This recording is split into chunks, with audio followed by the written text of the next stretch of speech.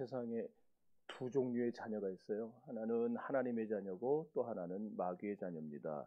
우리가 지난주에 요한일서 2장을 살펴봤었는데 거기 29절에 그런 말씀이 나왔었죠. 너희가 그가 의로우신 줄을 알면 의를 행하는 자마다 그에게서 난 줄을 알리라.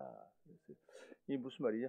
여러분, 하나님의 자녀는요, 그 마귀의 자녀와 틀린 점이 뭐냐? 하나님의 자녀는 의를 행하며 살고 마귀의 자녀는 그러지 못해요. 그래서 오늘 본문 3장 10절에 의를 행치 않는다 그래요. 그 형제를 사랑하지 않는다 그럽니다. 3장 10절 다시 읽어봅시다. 시작.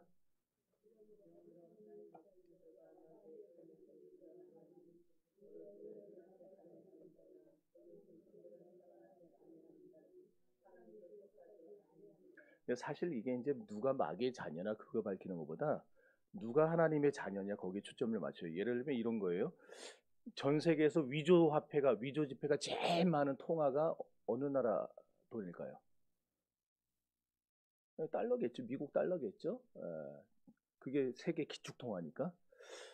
근데 이제 미국 재무성에 위조 화폐 전담반이라는 게 있대요. 그래서 여기서 하는 일은 위조 지폐 이렇게 갈려내는 거잖아요. 근데 거기 들어가면은요, 제일 처음에 이게 위조 지폐야 그걸 가르치는 게 아니고 뭘 가르치냐면은 이게 진짜 달러야, 이게 진짜 돈이야. 그러니까 진짜 돈을 감별하는 걸 가르친대요. 왜 그럴까요? 진짜 돈을 정확히 알면은 이게 뭐 만져봐서 촉감 뭐 그다음에 잉크 뭐 이런 거 딱 해갖고 그냥 손만 딱 대도 알 수 있는 정도가 되면은 가짜 지폐는 그냥 손만 대보면 알기 때문에. 그래서 이게 가짜 지폐야 가짜 지폐를 가르치지 않고 진짜를 가르친다. 진짜. 제가 그래서 몇 년 전에 그런 말씀을 드린 적이 있었어요. 이단들의 특징을 우리가 뭐 자세히 공부할 필요가 없어요. 왜냐하면 성경만 제대로 알면 기독교가 뭔지만 알면 이단들은 우리가 분별할 수가 있게 돼요. 여러분들이 사실 전문적인 신학 공부를 안 했으니까 저 이단이 기독론 때문에 이단된 거냐, 뭐 구원론 때문에 이단된 거냐, 성령론 때문이냐 이런 거 모르잖아요. 그런데 성경을 깊이 알고 은혜가 충만하고 성령이 우리 가운데 역사하면은요, 들어보면은 깨달아지잖아요. 이상하다, 뭔가 이상하다 이 정도는 느끼잖아요. 그렇죠? 그러니까 우리가 뭐가 이단이냐, 이단의 특징이 뭐냐, 신천지가 뭐고 여호와 증인이 뭐고 이런 거 자세히 몰라도 성경만 열심히 읽으세요.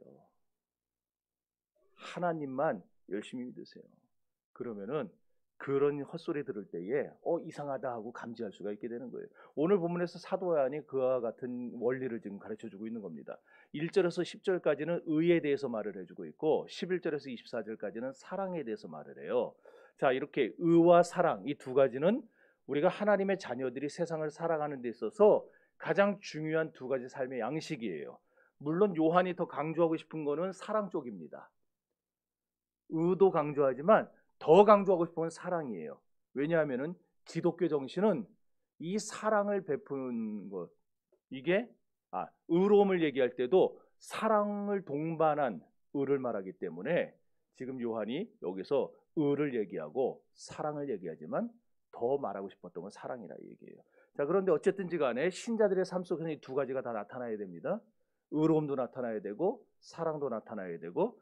그럼 왜 우리 그리스도인들이 의를 행하며 살아야 되느냐? 첫째는 하나님께서 우리에게 사랑을 먼저 베풀어 주셨기 때문이에요. 1절에서 3절 다시 읽어봅시다. 시작.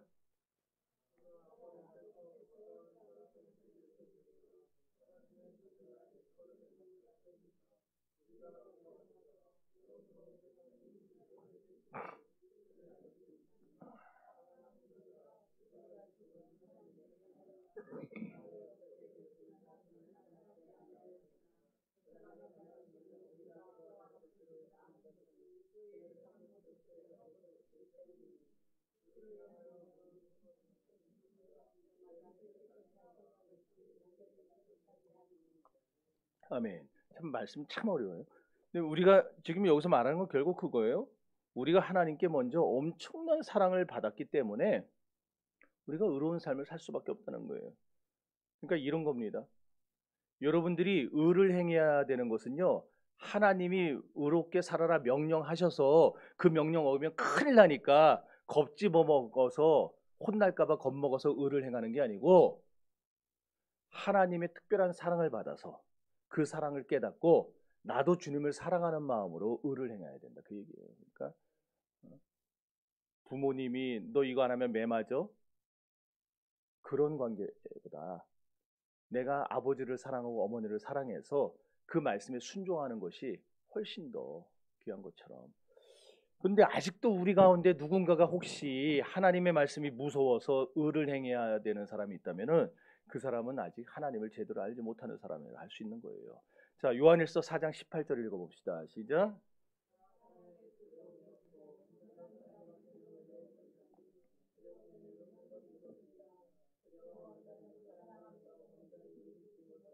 예. 그 두려움 갖고 하지 말라는 거. 두려움 갖고 하지 말라. 하나님을 사랑하는 마음으로 해야 돼요. 자, 이렇게 우리가 의를 행해야 하는 이유는 하나님이 우리를 사랑해 주셨기 때문이고, 그래서 우리도 하나님 사랑하는 마음으로 의를 행해야 된다. 그렇다면 왜 하나님을 사랑해야 되느냐? 우리가 하나님 자녀이기 때문에 사랑해야 돼요. 그래서 요한일서에는요, 이 하나님께로부터 났다, 하나님의 자녀다 이런 말들이 계속 나옵니다. 자, 요한일서 3장 9절부터 쭉 읽어봅시다. 시작.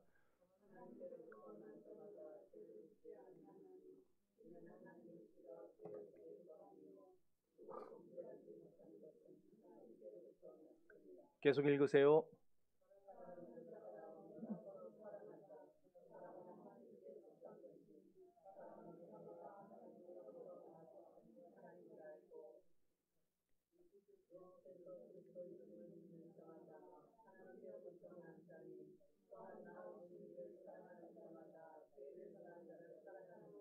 자, 이제 마지막이에요.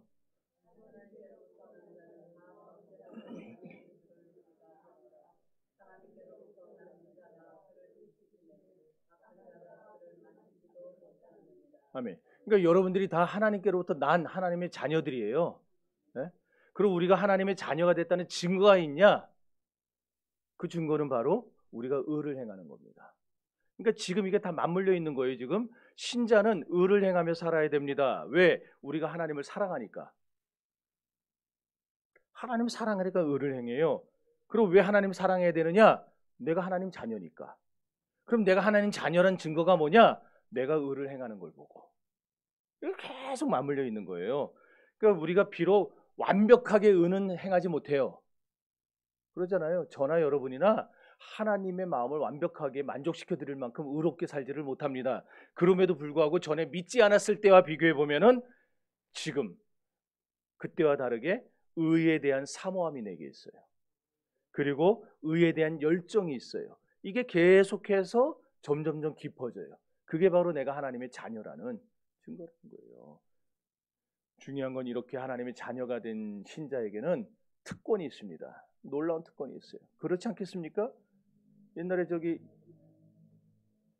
박정희 대통령이 그 5.16 하고 나서 왕실 재산 환수 조치를 한 적이 있어요. 1963년인가 그때. 아마 아실 거예요. 우리 장로님이나. 친일파 놈들이 그렇게 나라 재산을 다 뜯어 먹었는데도 불구하고 그때 환수 조치하는데 왕실 재산이 어마어마했어요. 천문학적 수준이었어요. 그렇지 않겠어요? 뭐 전국에 있는 땅이 다 왕실 거니까.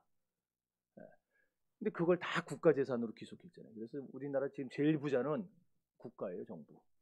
다 정부 땅이잖아요. 그러니 왕조 시대에 왕의 자녀라면은 특권이 한둘이 아니었겠죠. 어마어마했겠죠. 이처럼 하나님의 자녀가 돼도요, 특권이 있어요. 그런데 이 특권을 우리가 누리지를 못하고 도리어 어떤 사람들은요, 자기가 그리스도인이라는 것조차 숨기고 살아가는 사람이 있어요. 옛날에 어떤 청년이 찾아서 그랬어요. 목사님, 저는 제 회사에서는요, 제가 교회 다닌다는 걸 아는 사람이 하나도 없어요. 하하하하 그래요. 그게 자랑입니까? 네? 정신 나간 놈이지. 보통 회사에 가면 신우회라는 게 있어요. 송 집사님도 신우회 있죠. 네. 근데 설교를 요청받아서 가보면은요, 많이 안 나와 있습니다. 얼마 없어요. 뭐 제 얘기가 다 맞는 건 아니겠지만은 제가 생각할 땐 그런 것 같아요. 아니 나 혼자 조용히 믿으면 됐지 뭐 굳이 회사에까지 와서 티를 내냐, 그런 사람들도 있을 거고, 또는 신우의 사람들 중에 본의 안 되는 사람들도 많은데 아유 저렇게 하느니 차라리 그런데 안 가는 게 낫지 이런 사람도 있을 거고, 또는 내가 믿는다고 말하는 순간부터 제 신우에도 억지로 가입해야 되고 그때부터 내가 행동에 제약을 받게 되는데 차라리 말을 안 하는 게 낫지 그러는 사람도 있을 거예요. 그죠? 자, 그러면은 뭐가 됐든지 간에 이 외에도 다른 이유들도 있겠지만은 어쨌든 내가 그렇게 하는 게 제대로 하는 겁니까? 제대로 하지 못하는 겁니까? 잘못하고 있는 거죠. 예, 그게 왜 잘못이에요? 그렇게 하는 사람들 마음속에는요, 어떤 이유를 갖다 대든지 간에 그 속에 뭐가 들어있느냐? 하나님이 내 아버지라는 사실이 부끄럽다는 거예요. 아닌데요. 난 하나님이 내 아버지라는 거 자랑스러운데요. 아무리 항변해도 소용없어요. 성경이 그렇게 말을 하고 있으니까. 로마서 1장 16절에 뭐라 그랬냐니, 하나님이 주신 복음을 부끄러워하지 말라 그랬어요. 그 복음이 뭐예요? 예수님이 나의 구주가 되신다는 게 복음이에요. 그거예요.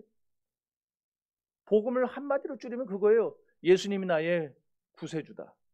그러니 복음을 부끄러워한다는 말은 뭐가 됩니까? 예수 부끄러워한다는 얘기예요. 예수님 부끄러워한다. 그래서 마태복음 10장 32절에 이렇게 말씀합니다. 예수님이 하신 말씀이에요. 시작.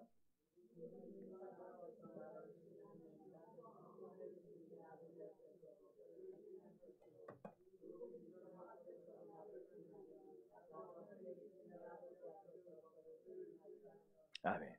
여러분, 우리가 예수님 부끄러워하고 우리가 사람들 앞에서 예수 믿는 티를 안 내려고 하면은요, 예수님도 하나님 앞에서 우리를 부인하실 수 있어요.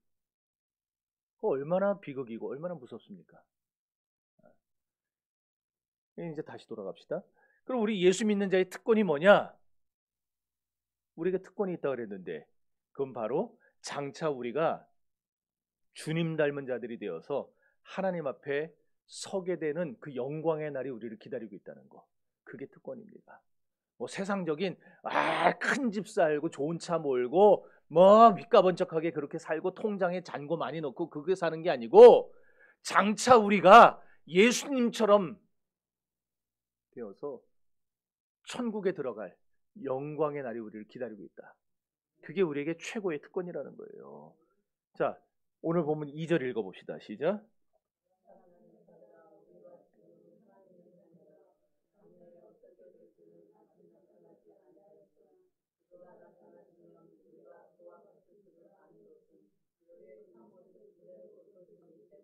아멘. 여기서 우리가 그와 같을 줄을, 이 말은요, 질은 다른데 유사하다 그런 내용이에요. 본질은 다른데 유사해 보이는 거. 그러니까 이렇게 얘기하면 돼요. 우리가 성령 충만해서 성화를 완성해 가고 마지막 날 이제 천국 들어가는 날 영화가 되는 건데, 자, 그 단계에 들어간다고 해도 우리는 피조물이지 하나님이 아니에요. 그죠? 우리가 영화롭게 된다고 해도요, 우리는 하나님의 피조물입니다. 하나님처럼 된다고 해도 우리는 하나님이 다스리시는 하나님의 백성이고 피조물이지 하나님이 아니라는 거예요. 그러나 주님을 닮아갈 수는 있어요. 주님을 닮아갈 수 있어요. 하나님은 아니지만 하나님을 닮아가는 성도가 되는 거.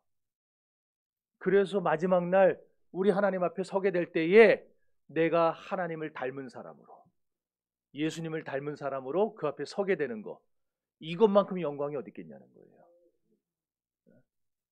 그래서 디도서 1장 12절은 이걸 가리켜서 복스러운 소망이라고 그랬어요. 우리 예수 믿는 사람에게는 이게 가장 복된 소망이에요. 가장 복된 소망. 세상에서 자식들 잘 되고 돈 많이 벌어서 노후 즐겁게 살다가 여행도 가고 싶은 나라 막 팍팍 다니고 그러면서 살다가 가는 거, 그게 우리의 소망이 아니고, 마지막 날 우리가 주님 앞에 영광스러운 자로 서게 되는 거, 이게 우리의 진정한 소망이라는 거예요. 자, 그러면 하나님이 우리 신자들에게 요구하는 게 뭐냐? 성령으로 말미암은 인격. 그러니까 우리가 그냥 아는 얘기로 하자 그러면은 깨끗한 인격. 3절에 보면은, 자, 읽어봅시다. 3절 다시 시작. 여기 안 나오는구나. 그래. 3절에 주를 향하여 이 소망을 가진 자마다 그의 깨끗하신과 같이 자기를 깨끗하게 하느니라. 예. 다시 말합니다. 주님이 다시 오시는 날 우리는 완전히 주님 닮은 인격으로 변화되어서 완성될 거예요. 이걸 영화라고 합니다. 그런데 영화는 반드시 성화를 전제로 하는 거예요.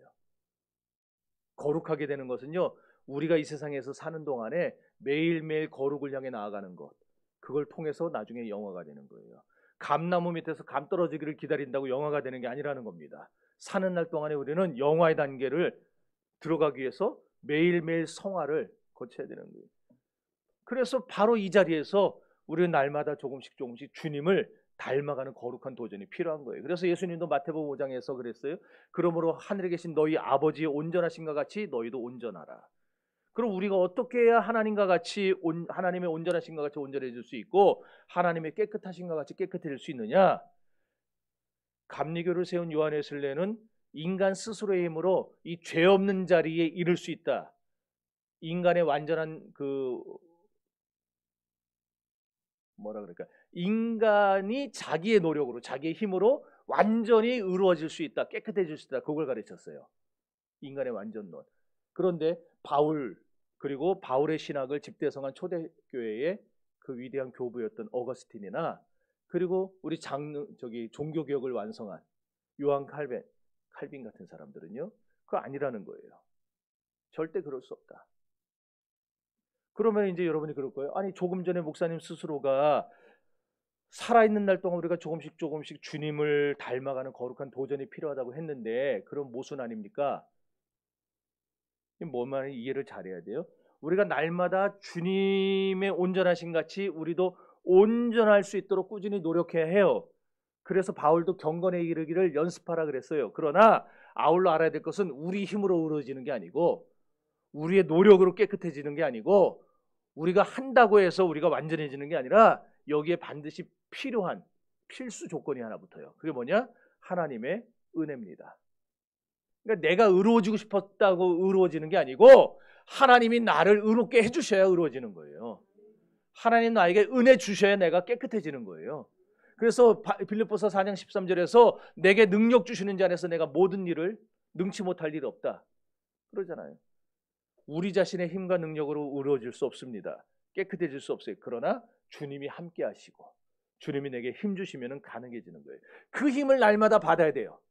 그 힘을 날마다 받아서 우리가 날마다 온전한 자리로 나아가야 되는 겁니다. 내가 하고 싶어서 의로워지려고 하는 그 자리가 아니고 예수님이 주시는 힘을 받아서 성령이 내게 부어주시는 능력을 받아서 내가 날마다 조금씩 주님께 더 가까이 가고 주님 앞으로 깨끗한 자리로 나아가는 것, 이것이 우리에게 있어야 된다는 거예요. 그래서 요한일서 3장 2절 말씀은 우리의 힘으로 이런 완성의 경지에 이른다는 말이 아니고 주님이 다시 오실 때 주님이 주시는 힘으로 그렇게 된다. 이것이 우리 모든 그리스도인의 산 소망이라. 그러니 여러분 날마다 보다 높은 곳을 사모하며 살아가세요. 낮은 데를 바라보지 말고 높은 곳을 바라보면서 나아가세요. 비가 오는 날 구름 아래에 있는 모든 것은 다 흐리고 어두침침하지만은 그런 비행기 타고 구름 위로 올라가 보면은요, 거기는 새 세상이 펼쳐져 있잖아요. 태양이 찬란하게 내리쬐입니다. 그러므로 여러분도요, 보다 높은 은혜를 사모하시고, 그래서 오늘보다 내일이, 이달보다 내달이, 금년보다 내년이 더욱더 온전하고 주님의 인격을 닮아가고 주님 앞에서 더욱더 한 걸음씩 주님과 가까워지는 그런 삶을 살아갈 수 있게 되기를 바랍니다. 두 번째로 우리가 의를 행해야 되는 이유는 주님이 우리를 위해서 나타나셨기 때문에. 예수님이 십자가에서 죽어주심으로 우리의 죄 문제가 해결됐어요. 우리가 이 사실을 믿음으로 말미암아 죄에서 해방되어 하나님의 자녀가 되었습니다. 그렇다고 한다면 우리가 어찌 다시 불의를 행할 수 있겠는가? 자, 5절 읽어봅시다. 시작.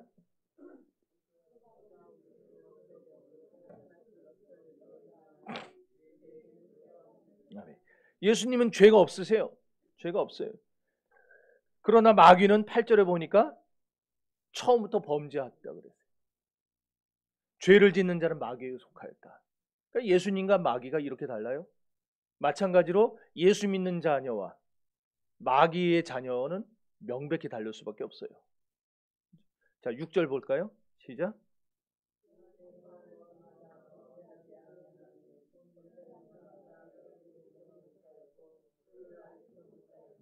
아멘. 이 말씀은요, 우리 신자들은 절대 죄를 안 짓는다는 말은 아닙니다. 죄 안 짓는 사람이 어디 있겠어요? 저도 짓고 여러분도 짓고 다 짓지. 그러나 죄를 짓지만 습관적으로 또 반복적으로 죄를 짓지 않는다, 그 얘기예요. 우리 그리스도인들은 죄를 지으면 우리 안에 계신 성령이 근심하세요. 탄식하세요. 그래서 가만히 그 죄를 숨기고 있지 못하고 하나님 앞에 죄를 토설하게 만들어요. 내 죄가 하나님 앞에 다 토해내고 그리고 그 죄를 용서받게. 그러나 마귀의 자녀들은 그런 성령의 저항이 없어요. 그 안에. 그러잖아요. 그래서 죄를 지으면서도 전혀 꺼리낌이 없는 거예요. 그러니까 언제나 평안하게 죄를 먹고 마셔요. 이게 하나님의 자녀와 마귀의 자녀의 차이예요. 오늘 저와 여러분들은 신앙생활하면서 우리가 항상 조심해야 됩니다. 주님 앞에서 날마다 우리가 조금씩 주님과 더 가까워질 수 있도록 바른 신앙생활을 할 수 있게 되기를 바라요. 세 번째, 성령이 우리 안에 거하시기 때문에 우리가 의를 행해야 된다. 자, 9절 읽어봅시다. 시작.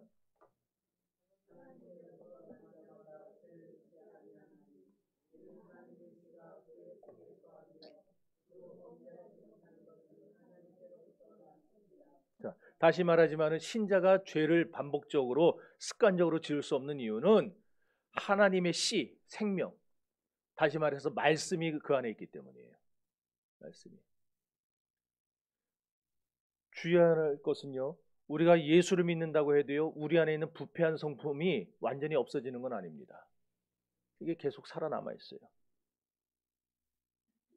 그러다 보니까 많은 사람들이 우리가 예수 믿으면은 나쁜 것이 점점 개선되어 간다, 좋아진다, 이렇게 생각을 해요. 우리의 완전한 부패한 성품이 조금씩 나아진다. 그건 아니고, 우리가 예수님을 믿게 되면은요, 예수님이, 하나님이 우리 안에다가 새로운 성품을 창조하시는 거예요. 그러니 어떻게 했어요? 옛 성품도 그대로 남아있고 새 성품을 하나님이 만들어 놓으셨고, 그 이 둘이 어떻게 했어요? 날마다 갈등을 느끼며 싸울 수밖에 없는 거죠. 여기서 성령을 쫓아서 살려고 하는 성품하고, 그리고 육체를 따라 살려고 하는 성품하고 계속 싸우는 거죠. 우리 그리스도인들은 이 갈등을 계속 짊어지고 가는 사람들이에요. 그래서 이런 이유로 오늘 요한 사도가 의를 행하며 살아라, 성령을 쫓아 살아라, 행하라. 바울은 그랬죠. 갈라디아서에서 성령을 쫓아 행하라. 그렇게 하는 거예요. 우리 안에 있는 이 육체의 소욕, 그리고 하나님이 새로 창조해 주신 이 성령의 소욕, 이것이 날마다 싸우고 있는데, 그러나 날마다 우리가 주님 앞에서 주님이 주시는 힘을 받으면, 주님이 주시는 믿음과 은혜가 우리 안에 자라나면은 우리가 이 갈등과 싸움을 이겨나갈 수가 있는 것이고, 그렇지 못하면 내 힘으로 해보겠다고 하면은 언제든지 우리는 무너지고 넘어질 수밖에 없는 거예요. 이제 정리합시다. 하나님의 자녀인 우리들이 왜 의를 행해야 되느냐? 하나님 우리에게 사랑 베푸셨고 우리도 하나님을 사랑하기 때문에 의를 행해야 된다. 우리가 하나님을 사랑해야 되는 이유는 하나님의 자녀이기 때문에. 그 하나님의 자녀라는 증거는 뭐냐? 우리가 날마다 의롭게 살려고 하는 그 모습이 우리에게서 나타난다면 우리 하나님의 자녀다. 그러니 여러분, 날마다 주님 앞에 기도하시기 바라요. 주님 앞에 하나님, 나를 도와주시고 내게 힘 주셔서 내게 주어진 이 하루를 믿음으로 승리하며 살아가게 해달라고 기도할 수 있게 되기를 바랍니다. 그래서 날마다 예수 닮아가는 저와 여러분이 되시기를 바랍니다. 여러분, 하나님의 자녀에게 놀라운 영적 특권이 있고 그 놀라운 특권을 누리게 될 날이 반드시 온다는 걸 믿으시고, 오늘도 내일도 주님과 함께 동행하면서 주님을 자랑하는 삶을 살아나가시기를 주의 이름으로 축원합니다.